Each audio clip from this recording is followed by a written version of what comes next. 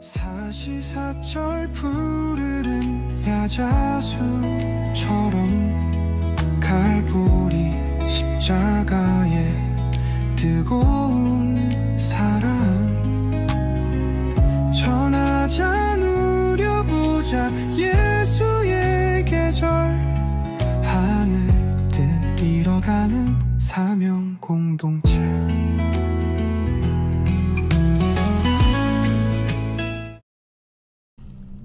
온 무리가 가만히 있어 바나바와 바울이 하나님께서 자기들로 말미암아 이방인 중에서 행하신 표적과 기사에 관하여 말하는 것을 듣더니 말을 마치매 야고보가 대답하여 형제들아, 내 말을 들으라.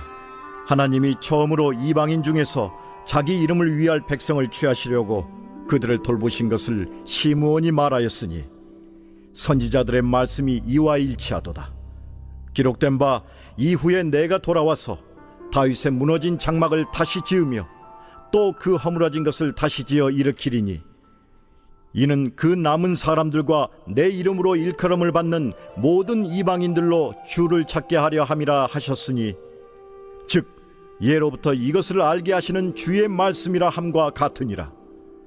그러므로 내 의견에는 이방인 중에서 하나님께로 돌아오는 자들을 괴롭게 하지 말고 다만 우상의 더러운 것과 음행과 목매어 죽인 것과 피를 멀리하라고 편지하는 것이 옳으니 이는 예로부터 각 성에서 모세를 전하는 자가 있어 안식일마다 회당에서 그 글을 읽음이라. 이에 사도와 장로와 온 교회가 그 중에서 사람들을 택하여 바울과 바나바와 함께 안디옥으로 보내기를 결정하니 곧 형제 중에 인도자인 바사바라 하는 유다와 실라더라. 그 편에 편지를 붙여 사도와 장로된 형제들은 안디옥과 수리아와 길리기아에 있는 이방인 형제들에게 문안하노라. 들은즉 우리 가운데서 어떤 사람들이 우리의 지시도 없이 나가서 말로 너희를 괴롭게 하고 마음을 혼란하게 한다 하기로 사람을 택하여 우리 주 예수 그리스도의 이름을 위하여 생명을 아끼지 아니하는 자인 우리가 사랑하는 바나바와 바울과 함께 너희에게 보내기를 만장일치로 결정하였노라. 그리하여 유다와 실라를 보내니 그들도 이 일을 말로 전하리라. 성령과 우리는 이 요긴한 것들 외에는 아무 짐도 너희에게 지우지 아니하는 것이 옳은 줄 알았노니 우상의 제물과 피와 목매어 죽인 것과 음행을 멀리할지니라. 이에 스스로 삼가면 잘 되리라. 평안함을 원하노라. 그들이 작별하고 안디옥에 내려가 무리를 모은 후에 편지를 전하니 읽고 그 위로한 말을 기뻐하더라.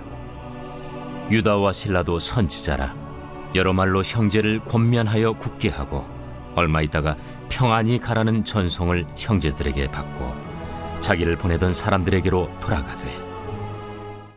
샬롬, 반갑습니다. 오늘도 하나님의 은혜가 함께 하시기를 축원합니다. 오늘은 신앙의 가치는 부활에 있다라는 제목으로 함께 하나님의 말씀 나누겠습니다. 여러분들은 교회 안에서 이런 질문들을 한 번쯤 들어보셨을 것입니다. 그 사람은 교회를 오래 다녔대? 세례는 받았어? 주일은 잘 지키는 편이야?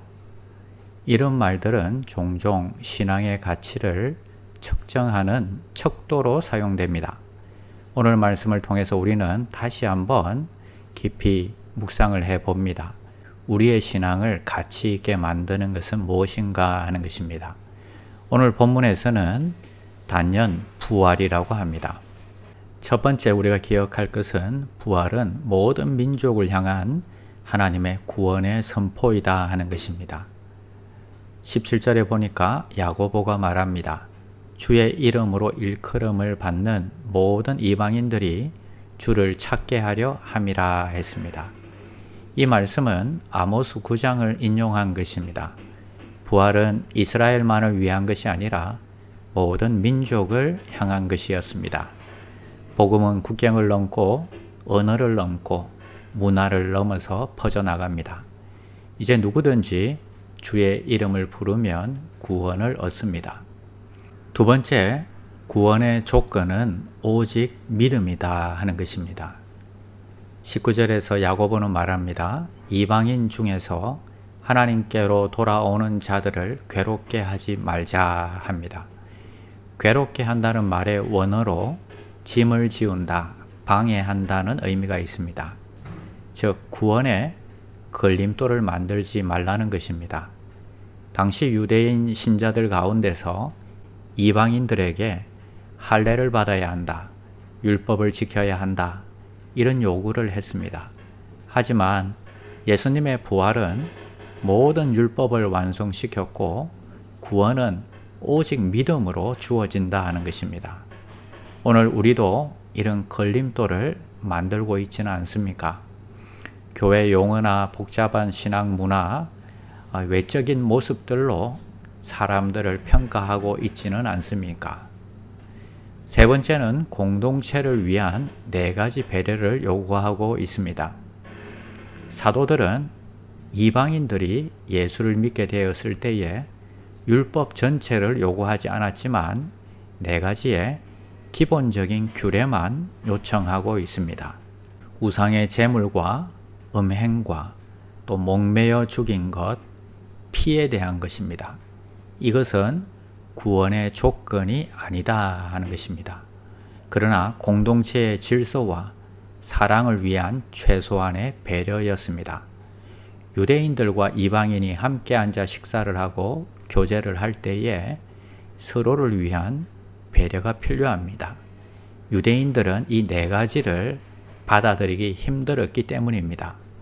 오늘 우리도 다른 교인들을 위해서 서로 배려하고 있는지 살펴보아야 하겠습니다. 예수님의 십자가와 부활을 믿는 자, 그가 하나님의 백성입니다.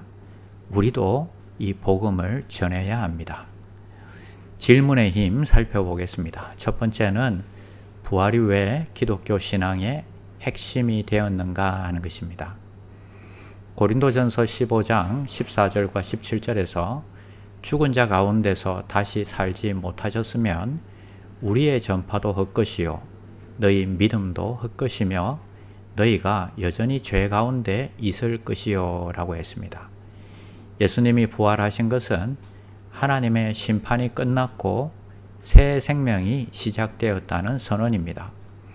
부활은 죄사함이 완성되었음을 보여주는 하나님의 증거입니다.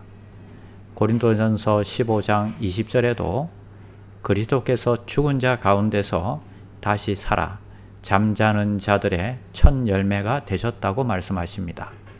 다시 말해서 예수님이 부활하셨기 때문에 우리도 부활할 수 있다 하는 것입니다. 이 부활을 우리는 다 같이 증거하고 전해야 하겠습니다. 두 번째는 19절을 다시 읽어 보십시오. 왜 이 진술이 사실입니까? 19절, 그러므로 내 의견에는 이방인 중에서 하나님께로 돌아오는 자들을 괴롭게 하지 말고. 야고보서 사도는 이방인들이 예수님을 믿고 구원받는 문제에 대해서 결정적인 판단을 내립니다. 핵심은 불필요한 율법이나 전통의 짐을 지우지 말자는 뜻입니다. 하나님은 처음부터 이방인도 구원하실 계획이었고 예수님의 죽음과 부활로 이미 모든 율법의 요구는 완성되었기 때문입니다. 인간이 붙이는 조건들은 오히려 복음을 방해하는 것이 되기 때문입니다. 세 번째 질문은 20절을 굳게 붙잡으십시오. 우리의 희망과 안전은 이 사실에 뿌리를 두고 있음을 깨닫게 됩니다. 20절의 내용 가운데 다만 우상에 더러운 것과 음행과 목매어 죽인 것과 피를 멀리하라 하였나이다. 이것은 이방인들이 유대인들과 함께 식사할 때에 유대인들을 존중하고 그들에게 최대한 부담을 주지 않기 위해서, 즉 공동체를 위한 배려였습니다. 이것을 지킴으로 구원을 받는 것은 아니지만 그러나 마음대로 행동하는 것이 아니라 함께 생활하는 것을 배워가는 것입니다. 상대방도 존중해 주는 것입니다. 그분의 부활로 이제 우리는 하나님의 가족이 되었다 하는 것입니다. 기도하겠습니다. 하나님 감사합니다. 우리는 유대인이 아니기 때문에 이방인에 속해 있습니다. 우리는 자격도 근거도 없었지만 예수님의 부활로 우리를 불러주시고 은혜로 받아주셨습니다. 오늘도 복음의 자유함을 누리게 하시고 믿음으로 구원받는 기쁨을 누리게 하셨습니다. 형제 자매를 배려함으로 공동체를 세우게 하여 주시옵소서. 예수님의 이름으로 기도드립니다. 아멘.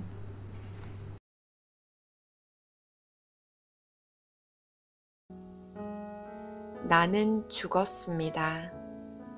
제가 주인이 아니고 예수님이 저의 주인이십니다.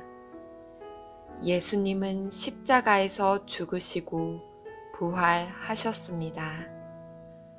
부활하신 예수님을 가슴으로 만나서 따라가며 간증합니다. 사랑하는 가족과 함께 영광스러운 승리를 노래합니다.